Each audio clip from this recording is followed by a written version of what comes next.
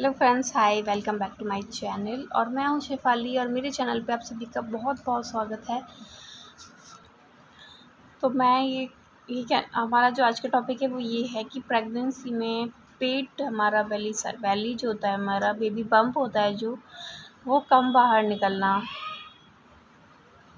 तो ये क्या मतलब ये अच्छा है या नहीं है, तो इस बारे में हम बात करते हैं।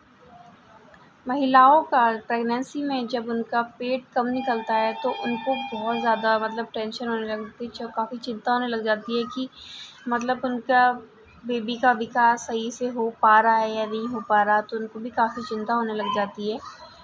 तो हम इसी बारे में बात करते हैं। तो पहली चीज़ ये है कि हमारे बॉडी स्ट्रक्चर पे हम बहुत निर्भर करती है ये चीज़। हमारा बेली साइज़ हमारा पेट किस तरीके से निकल रहा है वो हमारी हाइट के ऊपर भी काफ़ी निर्भर करता है, हमारा बॉडी का स्ट्रक्चर के ऊपर।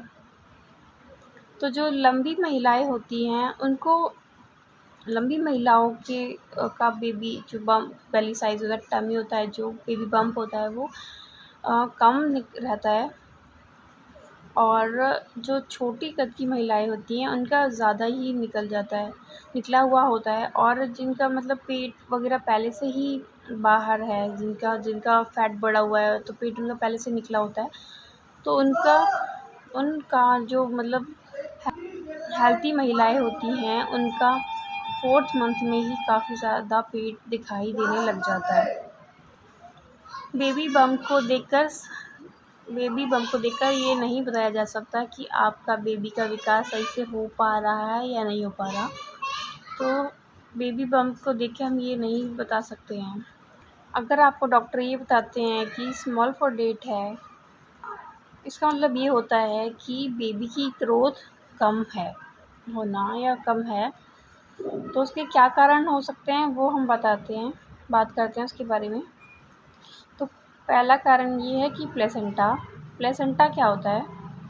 प्लेसेंटा गर्भनाल को कहते हैं। तो अगर प्लेसेंटा सही से काम ना कर रहा हो, किसी कारण अगर ये सही से काम ना कर रहा हो, तो बेबी तक सही पोषण और ऑक्सीजन नहीं पहुंच पाता है, जिसकी वजह से भी बेबी का विकास रुक जाता है, ग्रोथ रुक जाती है बेबी की।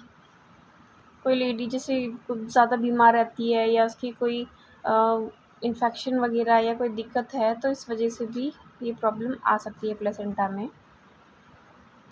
धूम्रपान करने से भी, अगर कोई लेडी धूम्रपान या स्मोकिंग वगैरह करती है तो उससे भी दिक्कत आ सकती है, या कोई जेनेटिक प्रॉब्लम भी हो सकती है बेबी में, या आपको कोई इन्फेक्शन लग गया है तो उससे भी बेबी की ग्रोथ रुक जाती है प्रेगनेंसी में।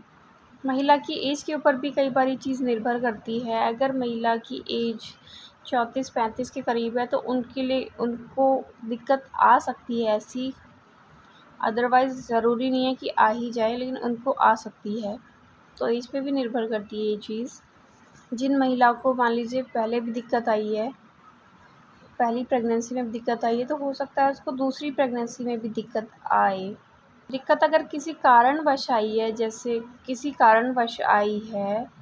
तो जैसे मान लीजिए आपकी पहली प्रेगनेंसी में किसी कारण की वजह से दिक्कत आई थी, तो ज़रूरी नहीं है कि दूसरी बार भी आए। अगर किसी कारण की वजह से कोई दिक्कत हुई थी तो कोई प्रॉब्लम नहीं है, तो ज़रूरी नहीं है कि आपको दूसरी बार में भी ये प्रॉब्लम होगी ही होगी।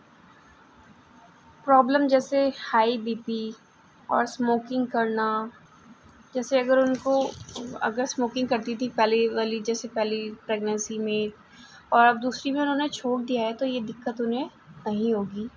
और आपको अगर कुछ भी पता करना है, आपकी बेबी प्रेगनेंसी नॉर्मल है और आपका बेबी स्वस्थ है या नहीं, तो वो आप अल्ट्रासाउंड करवा के पता लगा सकते हैं।